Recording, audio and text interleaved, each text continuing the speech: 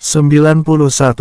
Apa kau tidak akan menyesal sayang, kata Elang pada Ayu.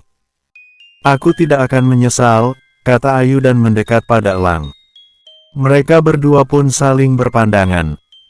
Dan entah siapa duluan yang memulai, kini mereka berdua sudah saling berciuman. Elang memeluk Ayu lembut dan menciumnya semakin menuntut. Apa kau benar-benar yakin, Ai? Tanya Elang lagi memastikan kalau Ayu benar-benar siap untuknya. Dan Ayu hanya menjawab dengan anggukan saja bahwa ia telah siap. Kini Elang pun mencumbu kembali istrinya itu dengan lembut. Tak satu pun bagian tubuh Ayu terlewatkan. Ia ingin mencoba semua bagian tubuh Ayu yang sangat ia sukai. Dimulai dari bibirnya, Elang mencium Ayu dengan begitu intim dan terus saja merapatkan tubuhnya pada Ayu. Kini Ayu sudah berada di bawah tubuh Elang. Ayu yang dapat perlakuan khusus Elang mengerang terus-menerus di bawah tubuh Elang. Aku suka saat kau mendesah di bawahku, goda Elang lagi dan ia kini malah mencumbu dua gunung milik Ayu. Dan entah sejak kapan baju Ayu terlepas semua. Kini Elang mengulum dan menjilat lembut kedua gunung kembar milik Ayu. Ayu menahan erangan agar tak keluar dari mulutnya. Keluarkanlah, aku ingin mendengarmu mengerah karena perbuatanku, goda Elang lagi. Kini Ayu tak bisa menahan lagi erangan keluar dari mulutnya. Ah mas, erang Ayu keenakan. Mendengar Ayu mendesah seperti itu membuat Elang semakin dalam M**J**T dan men** ulu gunung kembar Ayu. Mas, desa Ayu. Ayu tak tahu ia seperti menginginkan lebih dari itu. Elang pun semakin menyiksanya dengan menciumi area perut milik Ayu dan lebih bawah lagi. Mas, kata Ayu menggeleng dan menahan Elang agar tak lebih bawah lagi. Kenapa? Apa kau tidak menyukainya? Tanya Elang bingung melihat Ayu seakan memintanya untuk melakukan namun Ayu malah melarangnya. Tidak, bukan itu. Kata Ayu tak jelas, ia sendiri tak tahu maunya seperti apa. Elang pun tersenyum dan kembali mencium bibir Ayu lebih dalam. Aku tidak tahu ini sakit apa tidaknya, karena aku belum pernah mengetahuinya. Namun kata sahabatku ini sangat sakit buatmu, tapi aku janji ini tidak akan sesakit yang aku bayangkan, kata Elang menenangkan Ayu agar tak takut padanya saat penyatuan nanti. Elang sendiri pun tak tahu sesakit apa yang akan dialami Ayu. Tidak apa-apa, aku akan menahannya, kata Ayu dan memeluk Elang yang begitu mencintainya. Sesakit apapun ia bisa tahan. Aku tak peduli sesakit apapun itu, aku ingin membuatmu bahagia, dalam hati Ayu berkata seperti itu. Aku akan tahan sesakit apapun itu, dalam hati Ayu lagi. Aku percaya padamu mas, kau tidak akan membuatku kesakitan, kata Ayu pelan. Perkataan Ayu yang mempercayainya membuat Elang semakin mencumbunya dengan gila. Elang pun memposisikan miliknya agar menembus pertahanan milik Ayu. Maafkan aku sayang, kata Elang sebelum mencoba menembus pertahanan milik Ayu. Pertama masuk Ayu meringis kesakitan. Dan membuat Elang berhenti agar tak melakukannya lagi karena ia merasa tak tega melihat Ayu yang meringis kesakitan. Apa sesakit itu? Tanya Elang khawatir melihat ekspresi Ayu yang menahan sakit. Tidak kok, memang sakit tapi aku bisa menahannya, kata Ayu lembut. Apa kita sudahi saja? Aku tidak mau melihatmu merasakan sakit seperti itu, kata Elang dan bermaksud tak melanjutkan lagi. Kenapa? Apa mas tidak mau? Tanya Ayu bingung. Aku mau, jujur aku sangat-sangat mau, tapi melihatmu merasakan sakit seperti itu membuatku merasa bersalah, kata Elang lagi. Sejujurnya, ini tidak terlalu sakit, memang sakit tapi ini membuatku ingin lebih dan lebih, kata Ayu dan mencium Elang lebih dalam. Elang yang dapat kepercayaan dari Ayu memposisikan kembali miliknya dan pelan-pelan menerobos gawang milik Ayu. Baru saja masuk kepalanya membuat Ayu meringis kesakitan. Aku mencintaimu Ayu Oktavia Putri Mahardika, kata Elang sebelum menerobos masuk lebih dalam lagi dan ia berhasil masuk, dia pun berhenti sebentar. Ayu yang merasa ada sobekan di bawah sana ingin menjerit kesakitan namun Elang mencium bibirnya agar sakit yang dirasakan Ayu menghilang. Apa masih sakit? Tanya Elang 10 detik yang masih menyatu dalam tubuh Ayu. Kemudian Ayu pun mengeleng tanda tak merasa sesakit tadi. Tidak, tidak sesakit tadi, kata Ayu dan mencium kembali suaminya. Hahaha, apa kau yakin? Tanya Elang dan ia tertawa saat Ayu terus menciuminya. Apa Mas tidak suka? Tanya Ayu cemberut. Bukan tidak suka sayang, aku takut kau meringis kesakitan lagi, goda Elang. Memang sakit, tapi nikmat, kata Ayu malu dan menyembunyikan wajahnya di dada bidang Elang. Benarkah, kalau aku seperti ini? Goda Elang dan ia memompa Ayu dengan pelan dan membuat Ayu tak tahan ingin lebih. Racau Ayu tak jelas. Apa senikmat itu? Goda Elang intim di telinga Ayu dan Ayu menganggukkan kepalanya. Kata Ayu. Ayu tak tahu harus bicara apa, yang ia rasa nikmat benar-benar nikmat. Sayang ini benar-benar nikmat kan, kata Elang merasa lebih dari nikmat. Ia terus memompa Ayu lebih cepat dan pelan lagi membuat Ayu gemas padanya karena terus saja menggodanya. Bagian mana yang kamu suka sayang, yang pelan seperti ini? Kata Elang lagi dan memompa Ayu lebih pelan. Apa seperti ini? Kata Elang dan memompa Ayu lebih cepat. Mas, jangan menggodaku seperti itu, kata Ayu di sela desahannya. Sayang, aku tak bisa menahannya lagi, kata Elang dan mempercepat pompaannya. Dan Elang pun menumpahkan benih pada rahim Ayu agar Ayu menjaganya nanti. Rang Ayu dan Elang berbarengan dan mereka berdua pun ambruk kelelahan. Aku mencintaimu sayang, kata Elang dan mencium lembut bibir Ayu. Terima kasih telah memberiku kebahagiaan yang tak ternilai ini, kata Elang lagi. Aku juga mencintaimu Mas, kata Ayu dan membalas cintanya Elang. Aku juga berterima kasih pada Mas, karena membuat aku bahagia seperti ini, kata Ayu dan memeluk Elang sayang. Tentu saja, apapun akan aku lakukan untukmu, kata Elang dan memeluk erat istrinya itu. Istirahatlah, aku tahu kau pasti lelah, kata Elang lagi dan menyuruh istrinya untuk istirahat. Iya Mas, kata Ayu dan ia pun tertidur di pelukan suaminya. Pukul 4 waktu Indonesia Barat. Sayang bangunlah, ini sudah pukul 4 pagi, kata Elang membangunkan istrinya untuk sholat subuh. 5 menit lagi ya Mas, kata Ayu di dalam selimut. Ia merasa lelah karena perbuatan Elang yang terus melakukan itu padanya beberapa kali. Mungkin baru 1 jam Ayu tertidur dan ia sudah dibangunkan lagi oleh Elang. Apa aku harus melakukan itu lagi agar kau bangun lebih dulu? Goda Elang lagi dan secepat kilat Ayu bangun.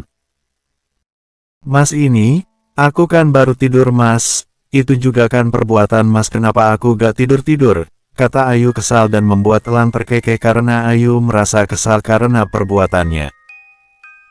Hahaha, maafkan aku sayang, tapi ini sudah azan subuh, kita sholat dulu baru nanti tidur lagi sayang, kata Elang lagi. Iya Mas, kata Ayu dan Ayu bermaksud berdiri namun ia malah terjatuh dan membuat Elang khawatir bukan main. Apa kau tidak apa-apa sayang? Tanya Elang khawatir. Bersambung. 92. Apa kau tidak apa-apa sayang? Tanya Elang khawatir dan menghampiri Ayu yang terjatuh. Kenapa kakiku gemetar begini Mas? Ini juga kakinya kenapa gak bisa jalan seperti itu? Kata Ayu aneh kenapa kakinya lemas sekali. Mungkin kecapean sayang, sini biar Mas saja yang bawa kamu ke kamar mandi, kata Elang dan membopong Ayu ke kamar mandi. Elang pun mendudukkan Ayu di atas batap dan membuka baju Ayu. Apa yang Mas lakukan? Kata Ayu dan menahan tangan Elang agar tak membuka bajunya. Kenapa? Aku akan melayanimu mandi, kata Elang lembut. ia merasa bersalah karena perbuatannya itu membuat Ayu lemas seperti ini. "Tidak usah, aku bisa sendiri Mas," kata Ayu merasa malu. "Apa kau malu padaku?" kata Elang menebak apa yang Ayu rasakan. Aku malu Mas," kata Ayu gugup dan jujur. "Sayangku," panggil Elang dan ia pun berjongkong memandang mata Ayu. "Kenapa harus malu? Kau itu istriku dan aku suamimu," kata Elang lagi. "Lagi pula, aku sudah melihat semua tubuhmu, begitu juga kau sudah melihat tubuhku," jelas Elang lembut. "Jadi kenapa harus malu?" kata Elang lagi. "Izinkan aku untuk melayani istri tercintaku ini mandi ya sayang," pinta Elang lembut dan Ayu pun mengangguk setuju karena merasa terlena oleh tatapan Elang yang menghipnotis itu. Dan Elang pun memandikan Ayu dengan lembut. "Aku bisa jalan sendiri Mas," kata Ayu setelah selesai mandi dan berwudu. "Baiklah, hati-hati ya sayang," kata Elang dan sekarang giliran dia mandi. Tak lama Elang pun selesai mandi dan melihat baju koko dan juga sarung di atas tempat tidur mereka yang disiapkan Ayu. "Mas pakai ini aja ya," kata Ayu lembut dan ia sudah memakai mukena. "Iya sayang," kata Elang dan mengambil baju koko dan memakainya. Mereka berdua pun melaksanakan ibadah sholat subuh berjamaah. Mereka berdua memang sering melakukan sholat berjamaah tiap pagi selama mereka menikah. "Mas, aku mau tidur lagi ya," kata Ayu setelah mereka berdua selesai sholat. "Iya sayang," kata Elang dan mengecup jidat Ayu. "Mas gak tidur lagi?" kata Ayu karena melihat Elang malah membuka laptopnya. "Mas ada kerjaan sayang, kau istirahatlah, nanti bangun aku akan membuat bubur kacang merah untukmu," kata Elang lembut. "Iya Mas," ucap Ayu dan Ayu pun tertidur nyenyak. "Selamat tidur sayang," kata Elang dan mencium lembut jidat, pipi, dan juga bibirnya, dan Elang pun keluar kamarnya. Ia tak mau mengganggu Ayu yang tertidur pulas. Elang pun menuju ruang kerjanya dan mengerjakan berkas-berkas yang harus ia tanda tangani. Pukul 7 waktu Indonesia Barat. Elang melihat jam tangannya menunjukkan pukul 7 pagi. Udah jam 7 saja," kata Elang setelah selesai mengerjakan berkasnya. Ia pun turun menuju dapur. Bibi yang melihat tuan mudanya berada di dapur merasa bingung karena baru kali ini ia melihat tuan mudanya berada di dapur dan mencari sesuatu. Tuan muda cari apa?" tanya Bibi pada Elang yang sedang mencari sesuatu. Di mana Bibi letakkan kacang merah?" tanya Elang saat mencari kacang merah. "Kacang merahnya habis tuan muda," kata Bibi. Bi, selain kacang merah buat bubur apa lagi yang enak Bi?" tanya Elang. Bubur kacang hijau tuan, itu juga enak kok, tar saya ambilkan dulu kacang hijaunya," kata Bibi dan bermaksud akan membuatnya. "Tuan muda istirahat saja biar saya yang membuatnya," kata Bibi lagi. "Tidak usah Bi, biar saya saja yang membuatnya, ini untuk istri saya," kata Elang lagi. "Tapi Bibi kasih tahu saya bagaimana cara membuatnya," kata Elang lagi. Dan Bibi pun menjelaskan bagaimana cara membuat bubur kacang hijau yang enak. Ternyata tuan muda perhatian juga ya pada istrinya. Dalam hati Bibi senang melihat tuan mudanya sesenang ini. "Nah abis ini, tinggal masukkan santannya tuan muda," kata Bibi setelah hampir bubur kacang hijaunya jadi. "Abis itu diaduk-aduk lagi," jelas Bibi lagi. "Ternyata susah juga ya Bi buatnya, saya taunya cuma makan-makan dan makan," kata Elang lagi. Kalau sudah selesai tolong masukkan ke dalam mangkuk itu ya Bi, saya mau ke kamar mandi dulu," kata Elang dan masuk ke kamar mandi. Tuan muda, mana tahu tuan muda kerja di dapur seperti apa," gumam Bibi. "Tapi baru kali ini tuan muda mau turun ke dapur dan itu pun memasak buat Nona," kata Bibi takjub. Bibi pun memasukkan bubur kacang hijau itu ke mangkuk dan bermaksud untuk mengantarkannya ke kamar nonanya. Biar saya saja Bi, kata Elang di belakang Bibi. Elang pun membawa bubur kacang hijau itu ke kamarnya. Elang pun langsung masuk begitu saja karena tahu kalau istrinya belum bangun. Sayang, bangunlah dulu, paling tidak sarapan dulu, kata Elang lembut dan membuat Ayu semakin lelap tidurnya. Sayangku, panggil Elang dan mengecup jidat dan seluruh wajah Ayu agar bangun. Mas, aku masih ngantuk ini, rajuk Ayu manja. Iya Mas tahu, seenggaknya sarapanlah dulu, Mas gak mau nanti kamu sakit sayang, kata Elang dan mau tak mau Ayu pun bangun dan duduk. Elang pun malah menyuapinya. Aku bisa sendiri Mas, kata Ayu pelan dan mencicipi bubur kacang hijau itu. Bagaimana rasanya? Tanya Elang penasaran dengan bubur buatannya. Enak, kata Ayu jujur. Itu Mas sendiri loh yang buat, kata Elang sombong. Masa? Kata Ayu tak mempercayainya. Iya, ya walaupun Bibi yang kasih tahu caranya, tapi ini memang buatan aku, kata Elang lagi. Pantas saja enak, kata Ayu tersenyum. Benarkah? Kata Elang senang karena dapat pujian dari kekasih hatinya. Mas cobain deh, kata Ayu dan menyuapi Elang. Benar, ternyata enak, kata Elang bangga. Enak kan? Kata Ayu senang. Tiba-tiba terdengar suara ketukan di pintu kamar Elang. Tok, tok, tok. Iya, jawab Elang singkat. Maaf Tuan Muda, Pak Kim mencari Tuan Muda, kata Bibi di balik pintu kamar Elang. Ah iya nanti saya ke bawah, kata Elang lagi. Baik Tuan Muda, kata Bibi dan Bibi pun pergi. Habiskanlah sarapanmu sayang, aku ke bawah dulu, kata Elang dan mengecup jidat Ayu sayang. Iya Mas, kata Ayu. Ayu pun menghabiskan sarapannya. Di ruang tamu. Ada apa kau mencariku? Tanya Elang saat masih menuruni tangga. Maafkan saya Tuan Muda, ada yang mau bertemu dengan Nona Muda, kata Pak Kim asistennya. Siapa? Tanya Elang. Jangan bilang Anthony, dalam hati Elang curiga.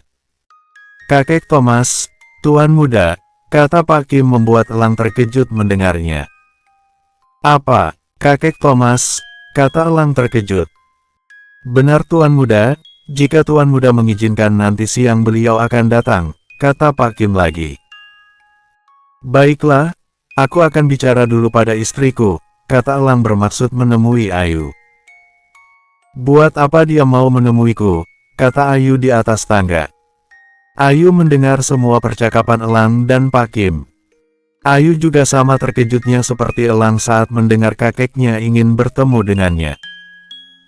Maafkan saya Nona Muda, saya juga tidak tahu itu, jelas Pak Kim. Bawahannya hanya memberitahu saya, kalau kakek Thomas ingin bertemu Nona Muda, kata Pak Kim lagi. Dan kalau Nona Muda setuju, beliau akan datang nanti siang, jelas Pak Kim lagi. Bagaimana sayang? Tanya Elang.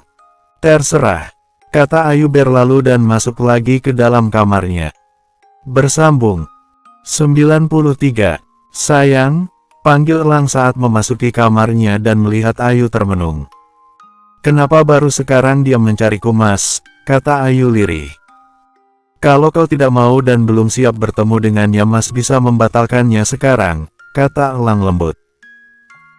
Aku tidak mau terus menghindarinya Mas, aku harus menemui dan berbicara padanya mau apa dia menemuiku sekarang, kata Ayu lagi. Semuanya terserah padamu, Mas ngikut saja, kata Elang lagi. Tapi aku tidak sanggup melihat wajahnya yang begitu mirip dengan ayah Mas, kata Ayu lirih dan menghambur di pelukan suaminya.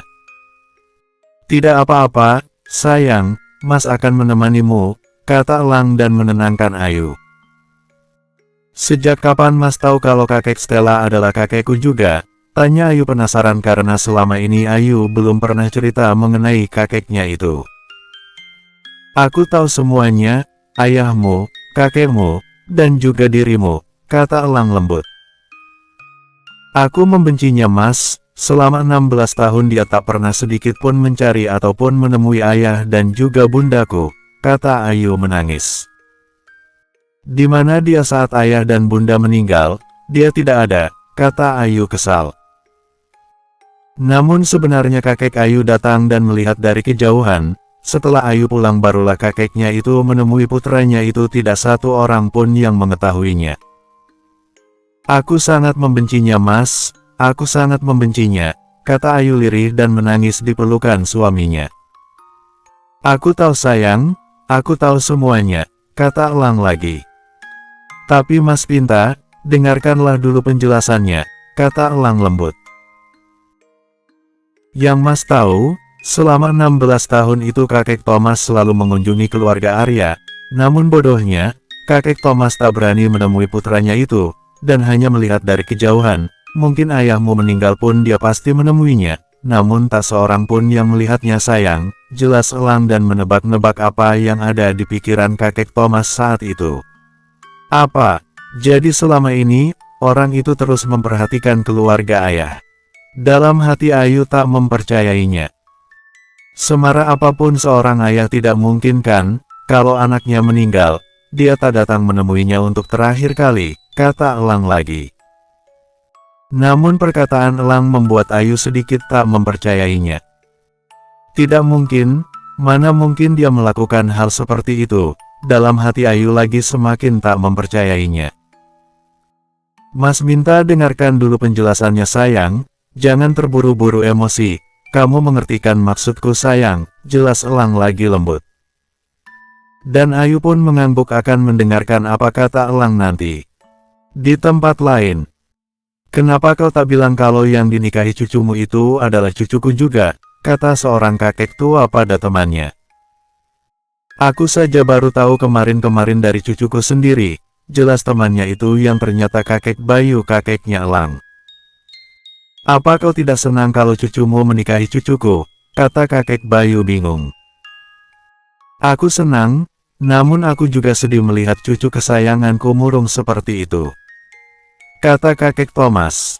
Maksudmu Stella, apa kau kecewa yang menikahi cucuku itu adalah cucu yang tak kau anggap? Jelas kakek Bayu pada kakek Thomas. Bukan begitu, kalau saja aku tahu cucumu itu lebih dulu mengetahui siapa cucuku, aku tidak akan menjodohkan Stella dengan cucumu, kata kakek Thomas mengenang bagaimana Stella sekarang ini. Kau tahu, cucuku sekarang ini seperti bukan cucuku, dia seperti mayat hidup, tak punya gairah hidup, kata kakek Thomas lagi. Aku tidak tahu kalau ternyata cucumu Stella sangat menyukai cucuku, kata kakek Bayu. Aku juga tidak tahu, kalau cucumu menyukai cucuku yang satunya lagi. Aku juga bingung harus sedih ataupun senang, karena keduanya adalah cucuku, jelas kakek Thomas. Sudahlah, jangan ikut campur urusan mereka, lagi pula mereka kan sudah dewasa dan tahu mana yang baik dan mana yang buruk, kata kakek Bayu tak mau mengikut campuri urusan percintaan cucu-cucunya. Baiklah, hari ini aku juga akan bertemu cucuku itu, kata kakek Thomas senang. Apa dia mau bertemu denganmu? Kata kakek Bayu bertanya. Bukankah dia sangat membencimu, karena kau menelantarkan keluarganya, kata kakek Bayu. Aku juga tidak tahu, aku pikir dia tak akan mau bertemu denganku, tapi pada akhirnya dia mau juga bertemu denganku, kata kakek Thomas senang. Kapan kau akan bertemu dengannya? Tanya kakek Bayu. Siang ini, di rumah cucumu, jawab kakek Thomas senang. Ah begitu rupanya, kata kakek Bayu. Aku mau bertanya, padamu, kata kakek Thomas. Apa? Tanya kakek Bayu. Apa kau menyayangi cucuku? Tanya balik kakek Thomas. Tentu saja, karena dia adalah gadis yang dicintai cucuku, kata kakek Bayu tegas. Kenapa kau bertanya seperti itu? Tanya balik kakek Bayu. Syukurlah kalau kau menyukai dan menyayangi cucuku, kata kakek Thomas lirih. Dari dulu cucuku itu belum pernah mendapatkan kasih sayang dari kakeknya, yaitu aku, kata kakek Thomas lagi.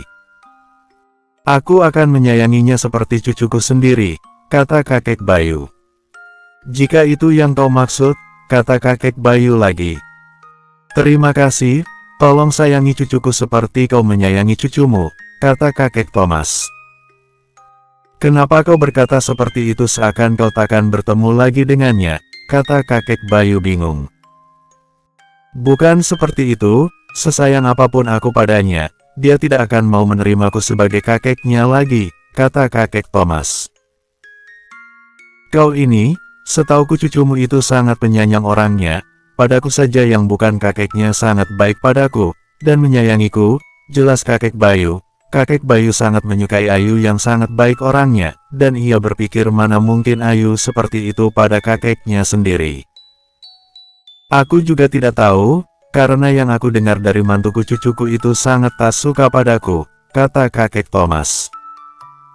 Siapa yang kau maksud, mantumu Sekar bukan, tanya kakek Bayu. Benar, kata kakek Thomas membenarkan. Apa kau tidak tahu, saat neneknya cucumu sakit dia meminjam uang pada anak dan mantumu, kata kakek Bayu memberitahu sahabatnya atas kelakuan anak dan mantunya. Pinjam uang? Tanya kakek Thomas tak percaya. Iya, neneknya sakit dan membutuhkan uang yang cukup banyak, namun cucumu itu tak punya uang untuk menyelamatkan neneknya, jadi cucumu itu menemui anak dan mantumu. Kau tahu apa yang cucumu dapat, kata kakek Bayu membeberkan semua, namun kakek Thomas hanya diam mendengarkan. Cucumu hanya mendapat cacian dan makian dari mantumu itu, kata Bayu mengingat penjelasan Elang saat ia tahu kalau Elang dan Ayu menikah dengannya, dengan cara meminjam uang padanya. Apa, jadi Sekar malah mencaci dan memaki cucuku itu, kata kakek Thomas tak percaya pada mantunya itu. Iya, kau tahu cucumu itu hanya meminjam 10 juta saja, bukankah anakmu sangat kaya, uang segitu bukankah tidak ada artinya? Kata kakek Bayu kesal atas kelakuan anak dan juga mantunya kakek Thomas pada Ayu yang sekarang sudah menjadi cucunya. Aku sama sekali tidak tahu menahu tentang semua itu, kata kakek Thomas lirih. Sudahlah, sekarang cucumu sudah menjadi cucuku, apapun yang akan kau dan anak-anakmu lakukan aku akan melindunginya sekarang, kata kakek Bayu. Bersambung 94. Pukul 12 waktu Indonesia Barat. Bagaimana kabarmu anak muda? Sapa kakek Thomas saat berada di ruang kerja Elang. 5 menit yang lalu kakek Thomas sampai di kediaman Samudra. Dan Pak Kim pun membawa kakek ke ruang kerja milik Elang dan di sanalah mereka berbicara. Aku baik-baik saja, kau lihat sendiri bukan Pak Tua, aku sehat-sehat saja, kata Elang lugas. Ah, kau sama sekali tidak ada sopan-sopannya pada orang tua sepertiku, elu kakek Thomas pada Elang yang sekarang cucu mantunya. Ah baiklah, maafkan ketidaksopananku ini kakek, jelas Elang dan menekankan kata-kata kakek di ujung pembicaraannya itu. Di mana cucuku? Tanya kakek Thomas tak sabaran. Istriku di kamarnya, jelas Elang. Ah iya, aku mau bertanya padamu kakek. Kata Elang jelas sengaja selalu menekankan kata-kata kakek pada kakek Thomas.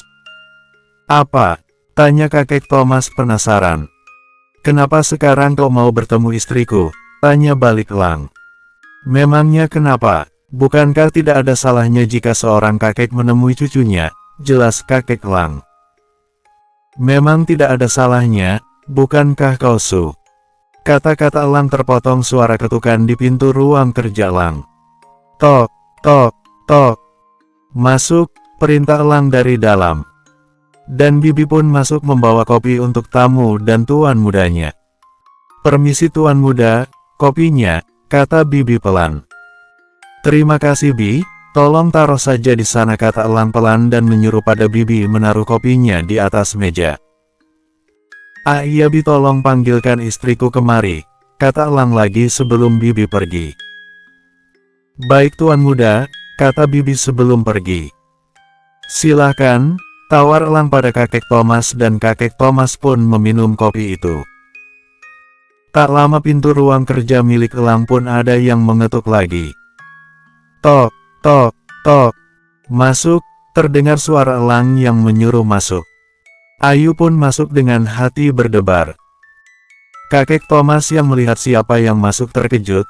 Ia seperti pernah bertemu dengan gadis ini, tapi kakek Thomas tak mengingatnya. Sepertinya aku pernah melihat gadis ini, tapi di mana? Dalam hati kakek Thomas mengingat. Ah, bukankah gadis ini yang bertemu denganku pertama tersenyum?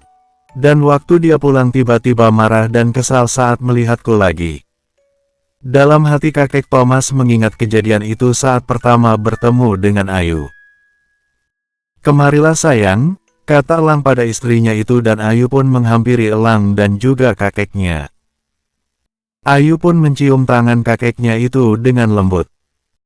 Sebenci apapun Ayu pada kakeknya, Ayu tak pernah tak menghormati orang yang lebih tua dan itu yang diajarkan ayahnya dulu. Kakek Thomas yang dapat perlakuan seperti itu tercengang, karena baru kali ini ada lagi yang mencium tangannya selain Arya anaknya yang sudah tiada. Walaupun kakek Thomas mempunyai anak dan cucu, tapi mereka tak pernah seperti itu padanya. Apalagi cucu kesayangannya Stella, dia belum pernah sekalipun mencium tangan kakeknya itu. Memang benar kata pepatah, buah jatuh tidak akan jauh dari tangkainya. Mungkin Arya yang mempelajari putrinya agar selalu bersikap hormat pada orang tua. Berbeda jauh dengan Egy yang mengajari putri yang bersikap manja. Dari sanalah kakek Thomas bisa membandingkan Ayu dan Stella. Gadis ini benar-benar mirip Arya. Dalam hati kakek Thomas mengingat anaknya itu. Bagaimana kabarmu nak? Sapa kakek Thomas lembut. Aku baik-baik saja tuan, kata Ayu pelan dan bukannya memanggil kakek. Namun Ayu malah memanggil tuan dan itu membuat kakek Thomas sedikit merasa sakit di hatinya karena merasa tak dianggap oleh cucunya. Ah, syukurlah kalau kau baik-baik saja, kata kakek Thomas. Kenapa tuan ingin bertemu denganku? Tanya Ayu langsung ke inti pembicaraan. Kenapa kau memanggilku tuan, sedangkan aku bukankah kakekmu? Tanya kakek Thomas lembut. Dari aku lahir sampai sekarang, aku tak punya kakek, jelas Ayu tegas. Namun elang masih merasakan gemetar di tubuh Ayu, karena elang berada di dekat Ayu. Maafkan kakekmu ini nak, aku tahu kakek memang kejam, kata kakek Thomas lirih. Tapi kakek benar-benar menyesali semua ini nak, kata kakek Thomas lagi. Kakek benar-benar egois, kakek minta maaf padamu nak, kata kakek Thomas lagi. Untuk apa kakek minta maaf padaku? Semestinya kakek minta maaf pada ayahku, bukan padaku, kata Ayu lirih dan mulai memanggil kakek Thomas dengan sebutan kakek, dan itu membuat hati kakek Thomas senang.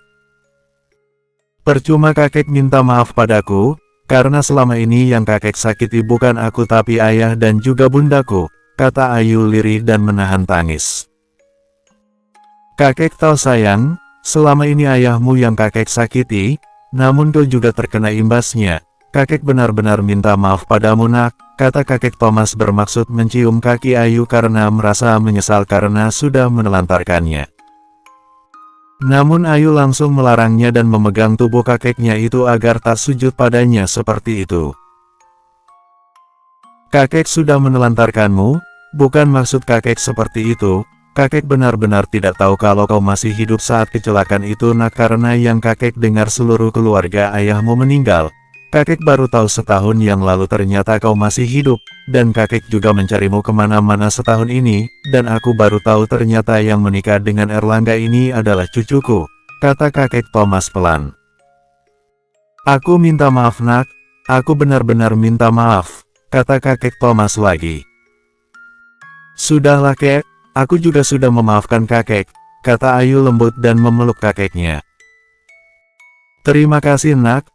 Akhirnya kau mau memaafkan kakekmu ini, kata kakek Thomas pelan dan senang karena cucunya memaafkannya. Maafkan aku kek, aku benar-benar membencimu saat kakek menjauh dari ayah, kata Ayu menangis. Namun ayah selalu bilang padaku agar aku tak membencimu, kata Ayu lagi. Tapi aku selalu ingat perkataanmu yang menyakiti ayah dan bundaku 15 tahun lalu saat ayah bunda dan juga aku menemuimu. kata Ayu lagi mengeluarkan semua kekesalannya pada kakeknya itu dan kakek Thomas hanya mendengarkan apa yang dikatakan cucunya itu dan kakek Thomas memeluknya sayang karena ia mengingat perlakuannya dulu pada putra dan menantunya saat itu. Kau berkata kalau ayah bukan anakmu dan aku bukan cucumu, kata Ayu mengingat masa-masa menyedihkan yang Ayu alami saat itu. Dari sanalah aku sangat-sangat membencimu, dan aku juga tidak akan pernah mau menjadikanmu kakekku seumur hidupku, kata Ayu di dalam pelukan kakeknya itu. Maafkan kakek bodohmu ini nak, karena kebodohan kakek kehilangan putra, menantu dan juga cucuku, kata kakek Thomas ikut menangis. Mulai sekarang, kakek akan menebus semua itu, dan membuatmu bahagia nak, kata kakek Thomas lagi. Bersambung.